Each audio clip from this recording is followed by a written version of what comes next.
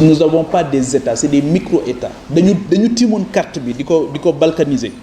di daggate di teg fii di dagg di teg fii ku nekk di négocier lan ngay jël am na sax ay grandes puissances yoo xam dañu d'accord ci lan la ñuy bàyyi ak lan la ñuy jël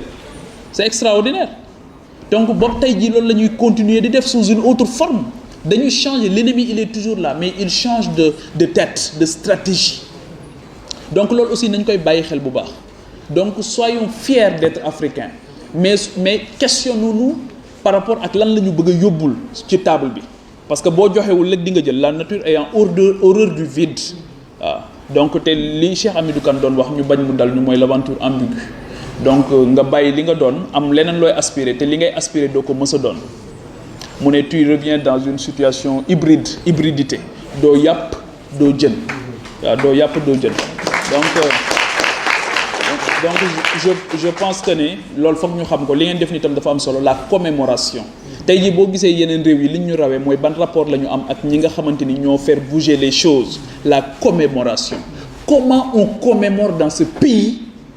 où tey jii on a totalement oublié Valdiodio Ndiaye bàyyi ko njabootam léegi ñoo koy fêté bu xam naa ne bu bés bi mu génnoon àdduna jotee rek ñu wàcceel ko kaamil ñoom Ibrahima Sarr à Thiès cheminot syndicaliste ak ñeneen Omar Blondin Diop Cheikh Ahmadou Bamba El Hadj Omar Foutiyou Tall ñooñu ñëpp ba pare loolu aussi c'est un combat boo xam ne dama koy mener les universitaires surtout une certaine élite dañu bëgg a gëmloo nañu les El Hadj Omar Foutiyou les Maba Diakhou les Cheikh Ahmadou Bamba les Seydi Hadji Malick Thierno Souleymane Baal Cheikh Abdoul Khadir Kane dañ leen a jàppoon xaari Omar Fall parce que tout simplement dañ doon julli di woor c'est faux ñoom ñoo jiitu Thomas Sankara ci xeex bi ñoom ñooy les précurseurs ñoom ñooy les francs-tireurs donc loolu aussi il faut que ngeen xam ko dafa am benn loi boo xamante ni dañ ko inspiré wu ci la loi de 1905 en France bi doon séparer le clergé des affaires de la gestion des affaires publiques loolu moo tax les intellectuels sax dañuy am problème assumer tey jii ku mel ni Cheikh Anta wala assumer Thomas Sankara moo leen gën a yomb ñu assumer Maba Diakhou Ba wala El Hadj Omar Foutiyou parce que pour ñoom c'est pesant mais pourquoi ça doit être pesant parce que c'est un complexe parce que ñoom tubaab yi ñoo leen lan moo tax tubaab yi jël leen yóbbu leen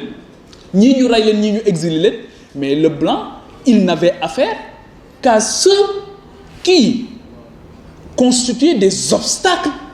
par rapport à leur dessein d'évangéliser et de civiliser c'est tout amul leneen donc ñooñu kon ñu yóbbu c'était au-delà des pratiques culturelles waaye dañu amoon une réponse civilisationnelle boo xamante ni moom lañ doon joxe par rapport à l'envahisseur et ce qu'il avait dans ses bagages donc je vous exhorte sans complexe ngeen dem gën a xam sunu mag ñooñu boo jëlee tey jii dans le domaine de l'unité africaine Cheikh Ibrahima Niass Maulana Cheikh Ibrahima Niass est une référence c'est un modèle achevé d'intégration africaine loolu moo tax tey boo demee dëkk bu mel ni Kaolack su gàmmu jotee Medina Baye mais tu trouves l'Afrique en miniature et l'international maintenant est-ce que tey jii ñun saisir nañ ce moment pour communiquer sur les grands enjeux qui interpellent l'Afrique on ne le fait pas suffisamment est-ce que tey jii bu Touba jotee ba nga regrouper tout le corps diplomatique est-ce que ce moment est assez utilisé où on peut retrouver près de 3 à 4 millions de Sénégalais et d'étrangers est-ce qu'on le fait suffisamment? Non. On nous présente Cheikh Ibrahima Fall aujourd'hui comme quelqu'un qui était alors que c'était un grand Sénégalais, un grand Africain. Gis nga ñooñu ñu leen nëbb moo leen rey noonu la ñu nëbbee Cheikh Anta noonu la ñu nëbbee Patrice Lumumba noonu la ñu loolu moo tax d'habitude bu ñu lay rey sax dañuy fexe ba doo am bàmmeel Kadhafi tey bu ngeen koy seeti fu ngeen koy dem pour seeti amul bàmmeel Samori Touré noonu lañ ko déporté Cheikh Ahmadou Bamba yàlla ñu ci dimbali mais kon du ñibbisi yàlla ñu dimbali rek mais kon du ñibbisi donc encore une fois voilà aussi d'autres raisons d'un engagement boo xamante ni c'est bien de se rappeler de Cheikh de Thomas Sankara c'est très bien mais aussi am ngeen ñu ngeen war a fàttaliku aussi bu baax et de cette manière-là nous sommes panafricanistes nous le revendiquons nous avons été victimes d'injustice la colonisation l'esclavage le néocolonialisme boobu sax moo gën a bon nag mooy bi xew nii moo gën a bon parce que daanaka boo koy wax sax dañ naan la yow c'est toi qui ça fonctionne pas bien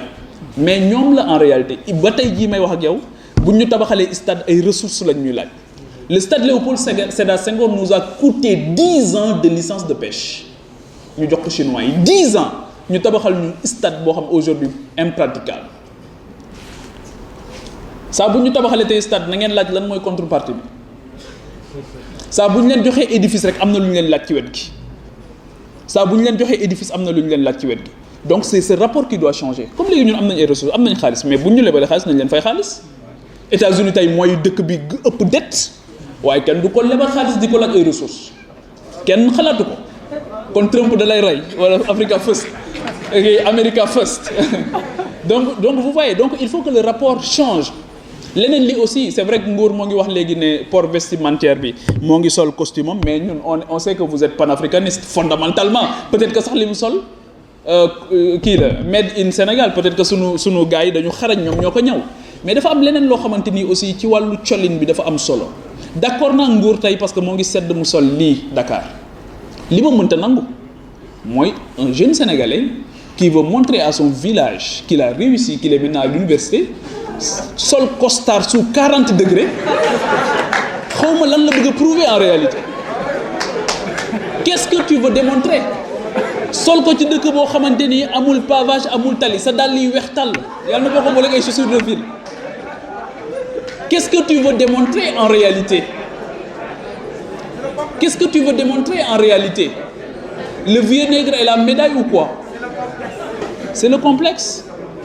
donc aussi col gi dafa am solo